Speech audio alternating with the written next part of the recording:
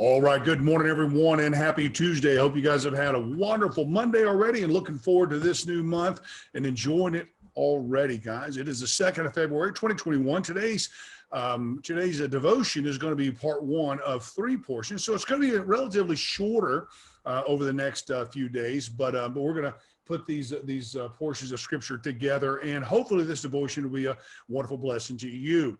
Now, we read in 1 Corinthians chapter 13, verse 1, it says, though I speak with the tongues of men and of angels and have not charity, I am becoming a sounding brass or a tinkling cymbal. So I want to speak to you today about charity, about what charity is. Now, the 13th chapter of 1 Corinthians is commonly known as the love chapter. And the reason being is that the word charity appears 9 times within 6 verses. And what a beautiful thing to find, in all fairness. I mean, especially when you consider in biblical numerology, the number 9 is the number of fruitfulness.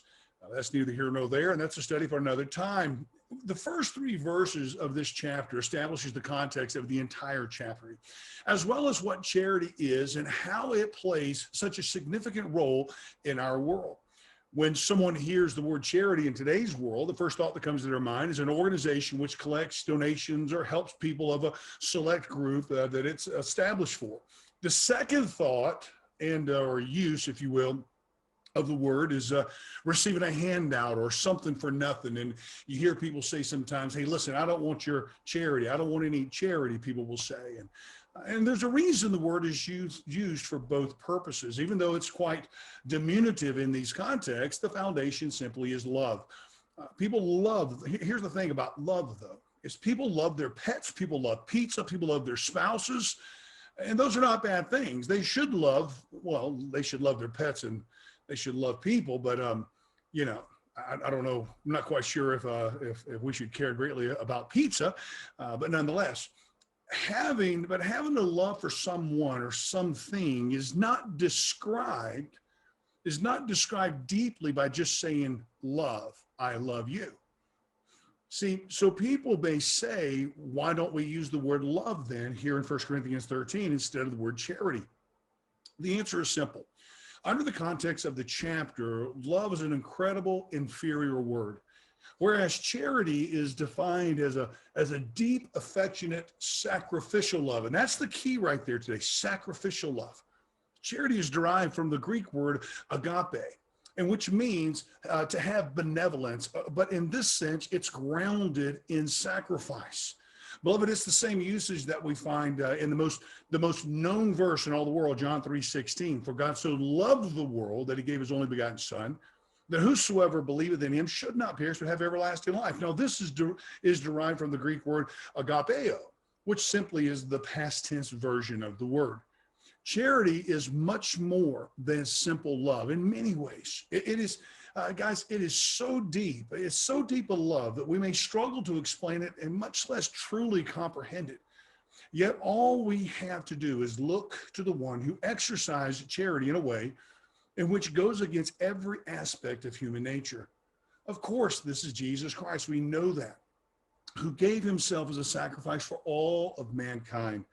Guys, charity is a sacrificial love, which is determined by the intentions of our actions.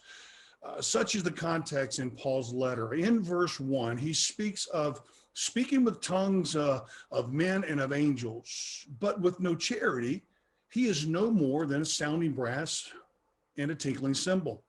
Now, years ago, this was read as if that would have just been noise or clamor. And this could be the case. Maybe, I don't know, but I highly doubt it in all fairness. Sounding brass and a tinkling cymbal is a reference to musical instruments. Musical instruments, when played accurately and bound by the proper notes, makes a beautiful sound. Paul is likening his words to the sound of musical instruments, saying that without charity for souls, his speech, although second to none of the greatest of all orators, they are but dead letters serving no purpose, utterly resultant in a fruitless exercise, saturated in self-righteousness. Simply put, guys, they are pointless. The words will be pointless. The actions will be pointless. The service will be pointless without being rooted and grounded in a sacrificial love that we know is called charity. They are pointless to the benefit of a soul who is listening. It's sickening, in all fairness, to see the performance of pulpiteers today who hold to long speeches, having not a care for the soul sitting in the pew. Those who teach a doctrine with zero saving grace or personal conviction upon the hearer. Beloved, we are living in a day and age where men feel if their words are slurpy and inflected to sensitivity with a matchless facial expression, the people will be touched and tendered. And Paul says, nay, they are but a musical instrument, which may feel good and sound good for the moment, but flees from making any eternal difference upon the soul. So, beloved, let our words of charity be mostly matched with our actions of charity. That sacrificial love that we have for souls in this world today, let our words be matched with our works. Guys, I hope this is a blessing to you today. I hope and pray you have a wonderful rest of your day. Look forward to seeing you on Thursday as we enter into part 2 of charity. God bless you guys and love you.